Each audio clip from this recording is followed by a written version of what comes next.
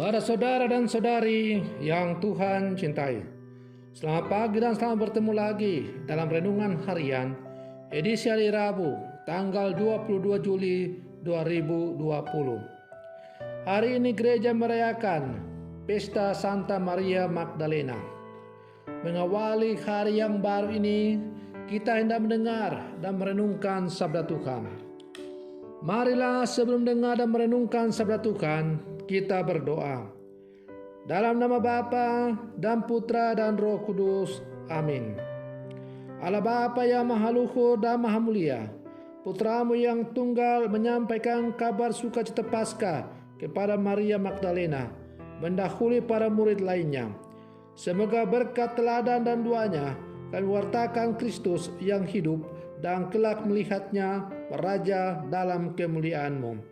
Bersabdalah ya Tuhan, kami siap untuk mendengarkan. Terpujilah Engkau Bapa, Putra dan Roh Kudus, kini dan sepanjang segala masa. Amin.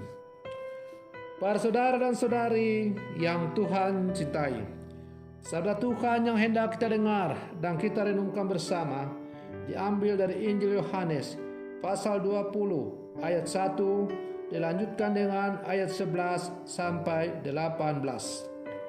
Tuhan sertamu.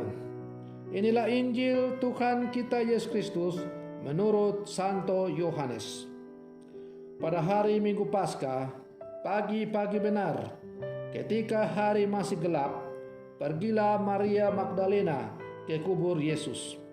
Dan ia melihat bahwa batu telah diambil dari kubur. Maria berdiri dekat kubur itu dan menangis. Sambil menangis, ia menyuk ke dalam kubur itu, dan tampaklah olehnya dua orang malaikat berpakaian putih, yang seorang duduk di sebelah kepala dan yang lain di sebelah kaki di tempat mayat. Yesus terbaring. Kata malaikat itu kepadanya, "Ibu, mengapa engkau menangis?" Jawab Maria kepada mereka, "Tuhanku telah diambil orang, dan aku tidak tahu di mana ia diletakkan." Sesudah berkata demikian, Maria menoleh ke belakang dan melihat Yesus berdiri di situ. Tetapi ia tidak tahu bahwa itu adalah Yesus. Kata Yesus kepadanya, "Ibu, mengapa engkau menangis? Siapakah yang engkau cari?" Maria menyangka orang itu adalah penunggu taman. Maka ia berkata kepadanya, "Tuan, jika Tuan yang mengambil dia, katakanlah kepada aku di mana Tuan meletakkan dia, supaya aku dapat mengambilnya." Kata Yesus kepadanya, "Maria." Maria berpaling dan berkata kepadanya dalam bahasa Ibrani, "Rabuni," artinya guru. Kata Yesus kepadanya, "Janganlah engkau memegang aku, sebab aku belum pergi kepada Bapa. Tetapi pergilah kepada saudara-saudaraku dan katakanlah kepada mereka bahwa sekarang aku akan pergi kepada Bapakku dan Bapamu, kepada Allahku dan Allahmu."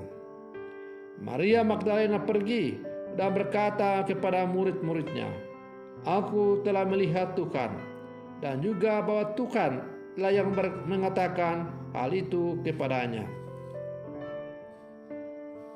Demikianlah Injil Tuhan.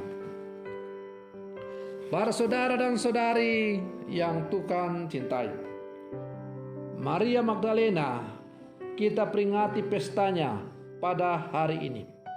Siapakah dia? Kita mengenal kisahnya dari Injil. Maria terhitung sebagai salah satu di antara wanita yang disembuhkan Yesus dari kuasa jahat, dan kemudian menjadi pengikut dan pelayan Yesus selama karya Yesus. Maria juga hadir pada saat kematian Lazarus, hadir di jalan salib Yesus hingga dibawa kaki salib, hadir saat penguburan Yesus dan mendatangi kubur untuk mengurapi jenazah Yesus bersama para wanita lain.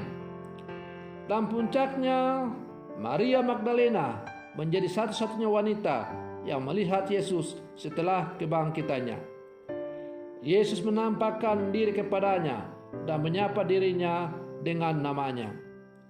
Para saudara dan saudari yang Tuhan cintai, menyapa dengan nama pribadi memperlihatkan ke dalam relasi dan cinta.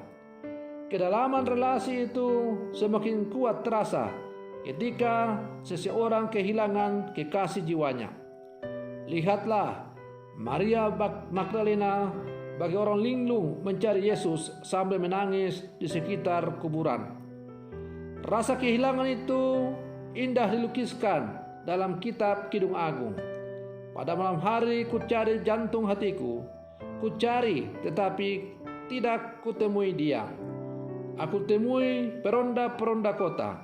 Apakah kamu melihat jantung hatiku? Para saudara dan saudari yang Tuhan cintai, Maria Magdalena telah menjadi kekasih Yesus, jantung hatinya. Maria mengalami sendiri rahmat belas kasih dan pengampunan Tuhan. Ia yang dosanya paling banyak diampuni Tuhan akan paling besar sukacitanya. Kita semua juga ingin menjadi kekasih jiwa Yesus, jantung hatinya sendiri. Untuk itu kita belajar dari Maria Magdalena untuk berani datang kepada Yesus, mohon ampun dosa dan bertobat. Para saudara dan saudari yang Tuhan cintai, siapa yang tidak ingin untuk menjadi kekasih jiwa Yesus? Pastilah kita semua merindukan agar kita juga terpilih dan bisa menjadi kekasih-kekasih jiwa dari Yesus Kristus.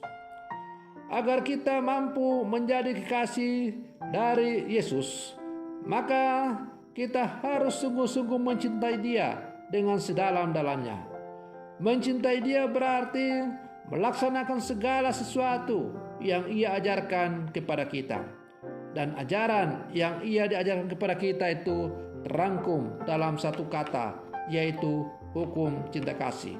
Kasih kepada Allah dan kasih kepada sesama. Itulah yang ditunjukkan oleh Yesus selama hidupnya di dunia. Ketika Ia tampil di hadapan umum untuk mewartakan tentang kerajaan Allah, Ia menyatakan belas kasih-Nya kepada manusia dengan memberikan pembebasan atas penderitaan yang dialami oleh manusia, termasuk diantaranya Maria Magdalena tadi. Puncak daripada kasih Yesus kepada manusia itu adalah ketika Ia dengan rela menanggung derita manusia dengan terpaku di atas kayu salib. Kayu salib yang bagi orang Ibrani adalah sebuah hukuman, bagi orang Yunani adalah sebuah kebodohan, tetapi bagi orang beriman, salib adalah sumber keselamatan. Di balik salib itu terpancarlah cinta kasih Yesus yang mendalam kepada manusia dan Bapanya, yang akhirnya mendatangkan rahmat keselamatan bagi umat manusia. Itu dilakukan oleh Yesus karena Yesus sungguh mencintai manusia dengan sepenuh-penuhnya. Para saudara dan saudari yang Tuhan cintai, maukah kita sebagai murid-murid Yesus yang hidup di zaman sekarang ini mau mencintai Yesus dengan setulus hati seperti yang telah ditunjukkan oleh Maria Magdalena? Maukah kita sebagai murid-murid Yesus yang hidup zaman sekarang ini menjadi kekasih jiwa dari Yesus? Maukah kita mentaati segala sesuatu yang diperintahkan Tuhan kepada kita? Maka marilah kita sebagai murid-murid Yesus yang hidup di zaman sekarang sungguh-sungguh melaksanakan apa yang diajarkan oleh Tuhan kepada kita. Karena Tuhan sungguh telah mencintai kita dengan setulus-tulusnya. Semoga demikian. Selamat pagi. Tuhan Yesus memberkati.